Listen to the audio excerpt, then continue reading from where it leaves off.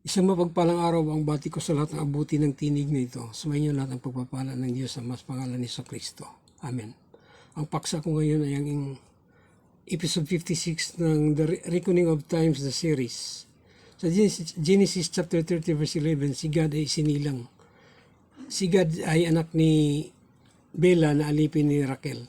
At si Isakar ay isinilang din dito sa Genesis chapter 30 verse 17. Si Jacob dito ay 51, si Isaac ay 111. Ang previous topic ay ang episode 55 na si Eber ay 435, si Isaac ay 110, si Jacob ay 50, si Judah at Naphtali ay sinilang dito sa previous episode na 55. At sa taong 2059 year count katumbas ng 1941 BC, i-add lang ang year count at year BC. Ito yun ang 4,000 year count BC. So, dito si Robin dito ay 4 years old na, si Simeon ay 3 years old, si Levi and Dan ay 2 years old, si Judah and Naphtali ay 1 year old. Dito isinilang si Gad at Isakar. So, dito sa episode 56, dahil si Jacob ay 51 dito, at sa episode 55 si Jacob ay 50, so 1 year ang gap to 1 year. So ang 435 ni Eber plus 1 is 436, ang 110 ni Isaac plus 1, 111. Si Jacob na 50 plus 1, 51. Si Judah and Naphtali na isinilang dito, so 1 year. 1 year ang edad nila. Dito isinilang si Gad at saka si Isakar. Ito sa taong, ang previous na 2059 plus 1, so 2060 year count. Ang 1941 BC na katumbas ng 2059 year count ay katumbas ng minus 1 is 1940 BC.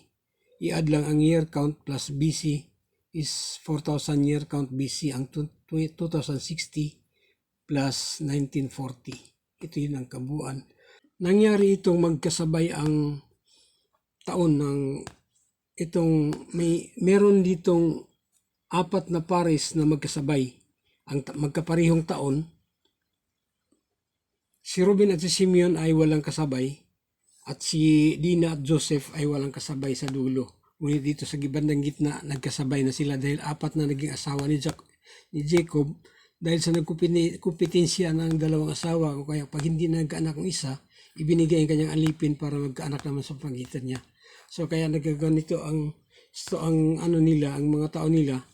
Kaya sa 7 years, mula 47, nung naipakasal si Jacob kay Raquel, ngunit ang ibinigay ay si Leah. Nag-anak sila kay Ruben sa 47. So 47, sa 54, nagpaalam na si Jacob sa Genesis chapter 30 verse 23, na ipanganak si Joseph.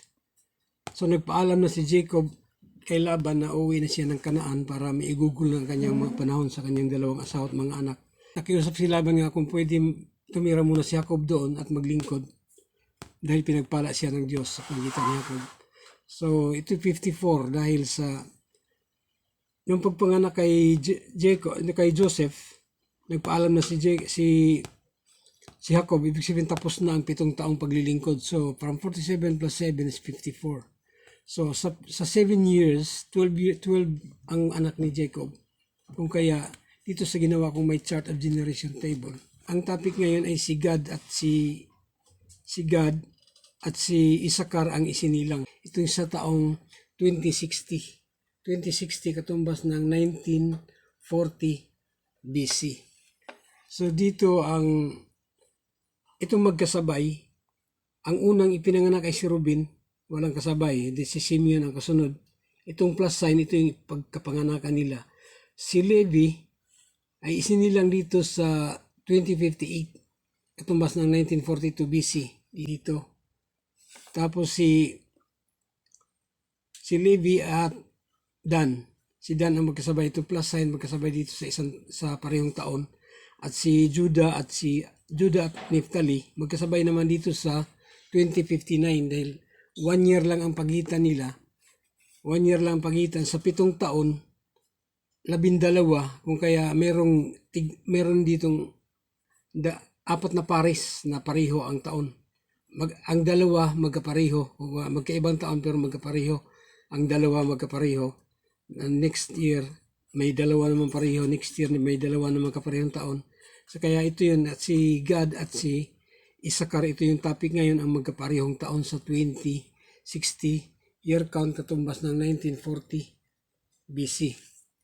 Dito lang ang topic ngayon sa si Gad ay isinilang at si Issachar ay isinilang magkaparehong taon sa 2060 at 1940 BC.